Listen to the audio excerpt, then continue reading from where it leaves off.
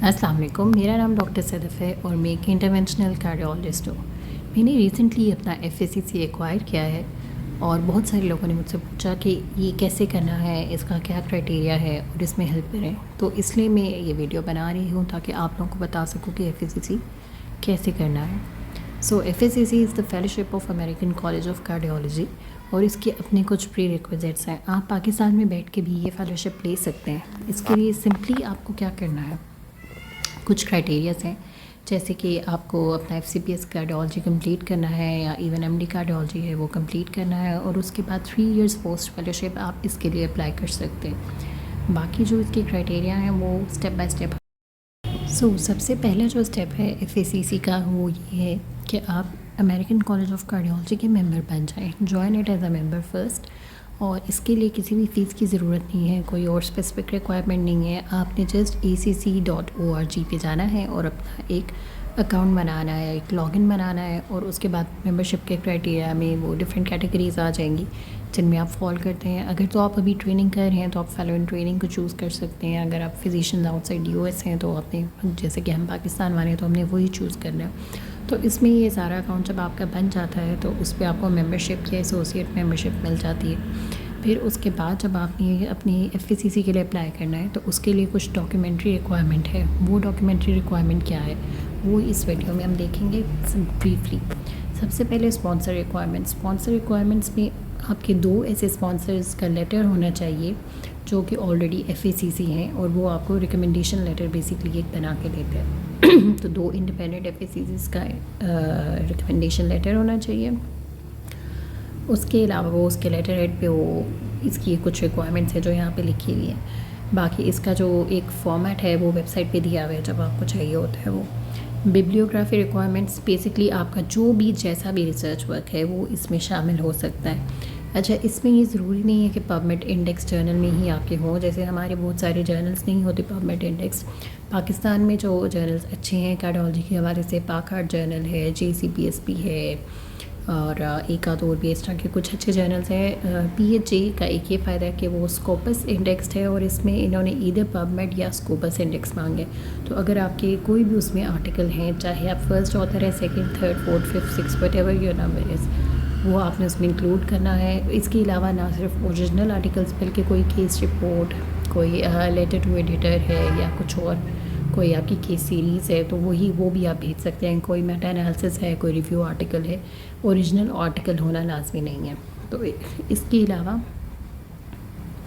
Text book chapters, publish abstract, miscellaneous में case reports और सब चीज़ें आ जाती हैं। सपोर्टिंग डॉक्यूमेंटेशन बेसिकली आपके जो एकेडमिक अचीवमेंट्स हैं उनकी है। बोर्ड सर्टिफिकेशन जो हमारा एक FCP से अगर हम करते हैं तो CPSP का लेटर होता है या जो हमारी डिग्री होती है उसकी कॉपी होती है। फिर आपका जो अपना ट्रेनिंग का एक्सपीरियंस सर्टिफिकेट है वो होता है। बाकी जो कुछ लेटर्स इन्होंने मांगे हैं वो हम सब पे अप्लाई नहीं होते, इसलिए उनकी ज़रूरत नहीं है कि for example you have served as a chairperson of conference और you are chairperson of some society, तो उस तरह के रिकमेंडेशन लेटर्स हमें नहीं चाहिए होते।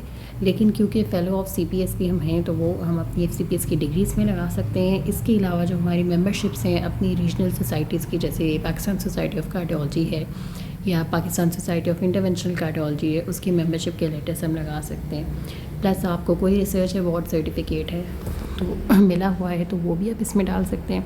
किसी भी कॉन्फ्रेंस में आपकी पार्टिसिपेशन है, चाहे नेशनल लेवल पे चाहे इंटरनेशनल लेवल पे, सिर्फ अटेंड करना नहीं, एज अ स्पीकर आपने कुछ उसमें प्रेजेंट किया है, अपनी ट्रेनिंग में कोई केस कहीं पे प्रेजेंट किया है या आपका कोई एब्स्ट्रैक्ट या कोई चीज़ किसी इंटरनेशनल कॉन्फ्रेंस में एक्सेप्ट हुआ है और उसका आपके पास सर्टिफिकेट है, तो वो सब चीज़ें आपके सपोर्टिंग डॉक्यूमेंटेशन में आएंगी और आपकी एलिजिबिलिटी को बढ़ा देंगी।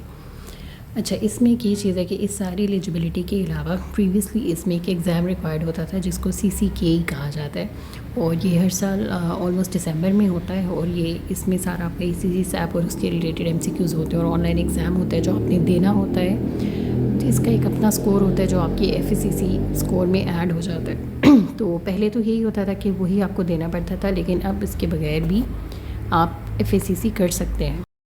सो नेक्स्ट जो इम्पॉर्टेंट चीज़ है जो आपको पता होना चाहिए एफएससीसी के लिए करने के लिए, और जो आपको वेबसाइट भी सजेस्ट करती है कि सबसे पहले आपको अपना एफएससीसी एलिजिबिलिटी कैलकुलेटर लेना होता है, जिसके मुताबिक अगर आपकी एलिजिबिलिटी आ जाती है तो आपको एफएससीसी वैसे भी मिल जाता है। ये पहले नहीं था, ये रिसेंटली इंट्रोड्यूस हुआ न्यूअर पाथवे में। तो इसका मतलब ये है कि आपको CCKE देने की जो है वो कंपल्शन नहीं है। अगर आपका स्कोर अचीव हो जाता है, जो इनका रिक्वायर्ड स्कोर है that is above 100, I think वो आगे हम देखेंगे। और अगर आपका उससे अच्छा स्कोर आ जाता है तो फिर आपको CCKE की ज़रूरत नहीं पड़ती। लेकिन अगर आपका स्कोर बिलो 100 है तो फिर आपको अपनी क्रेडेंशियल्स इम्प्रूव करने हैं या CCKE लेना पड़ेगा ये FSCC एक्वायर करने के लिए। सो आपने सिंपली गूगल पे ये डाला जब FSCC एलिजिबिलिटी कैलकुलेटर, तो आगे ये फर्दर आपको खुद दिखा देगा। इस पर explore a new pathway to FSCC designation ये आ जाता है।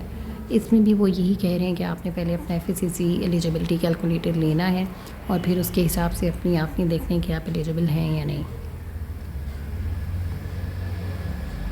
सो ये बेसिक पेज जब आप इसका खोलते हैं मेंबरशिप के लिए तो उसमें आती है बेसिकली कि आप कैनेडियन या US रेजिडेंट हैं या आउटसाइड के रेजिडेंट हैं, फिर मेंबरशिप आप कौन सी वाली लेना चाहते हैं, फिर या अर्ली करियर फिजिशियन की मेंबरशिप आप लेना चाहते हैं या आप किसी और उसमें कैटेगरी में फॉल करते हैं लाइक फिजिशियन आउटसाइड US में या इसमें, वो सारा इसमें आपको बताते हैं।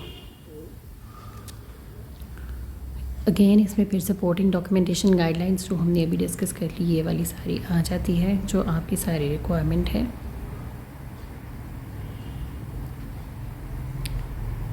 तो सपोर्टिंग डॉक्यूमेंटेशन पूरा करने के अलावा आपने जो देखना है अपना कि आपने चूज़ क्या करना है। Physician outside US and Canada, इसमें आपकी फ़ीस आ जाती है। ये सब फ़ीस की बात तब है जब आपने बाकी सारा कुछ कर लिया और आपकी एलिजिबिलिटी आ गई है। तो सबसे पहले वो फिर अगेन वही FSCC कैलकुलेटर का कह रहा है। FSCC कैलकुलेटर जब आप लॉन्च करते हैं तो उसके बाद आपका जब ये कैलकुलेटर खुलता है तो इसमें वो आपको बेसिकली, अगर क्योंकि मेरी FSCC हो गई है तो मेरा ये आगे नहीं जाएगा, इसलिए मैं आपको इसी पेज से दिखा रही हूँ कि अगर आपका इनिशियल स्कोर अबव 100 पॉइंट्स आ जाता है तो you will be eligible, otherwise आपको अपना जो नेक्स्ट है वो करना पड़ेगा या क्रेडेंशियल इम्प्रूव या CCKE करना पड़ेगा।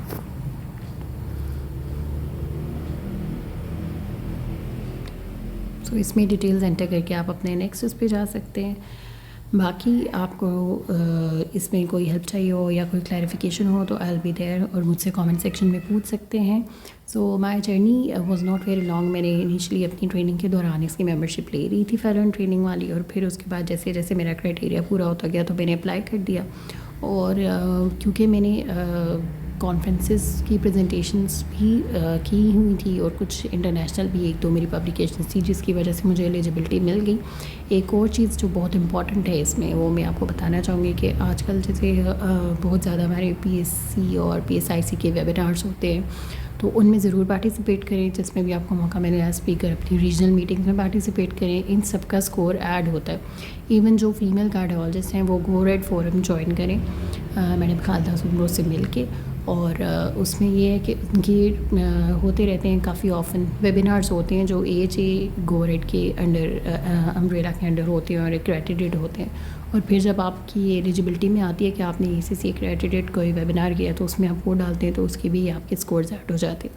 तो ये सब चीज़ें बहुत इंपॉर्टेंट है। अपने रिसर्च पेपर्स, कॉन्फ्रेंस प्रेजेंटेशंस या ACC की मीटिंग में आपके कोई प्रेजेंटेशन है, ये सब चीज़ें आपकी हैं तो आपका स्कोर इतना बन जाएगा कि आपको एग्ज़ाम लेने की ज़रूरत और एक एक्स्ट्रा फ़ी पे करने की ज़रूरत नहीं पड़ेगी। और अगर आपकी एलिजिबिलिटी वैसे ही आ जाती है तो सिर्फ जो FSCC की फ़ी है वो भाई लो मिडल इनकम कंट्री के लिए कोई $250 के अराउंड है, जो ऑलमोस्ट 60,000 to 70,000 रुपीज़ बनते हैं। सो इट्स नॉट डिफ़िकल्ट, और बस आपने अपना चीज़ें पूरी करनी है और इंशाल्लाह आप सबका एक दिन FSCC आ जाएगा। Thank you.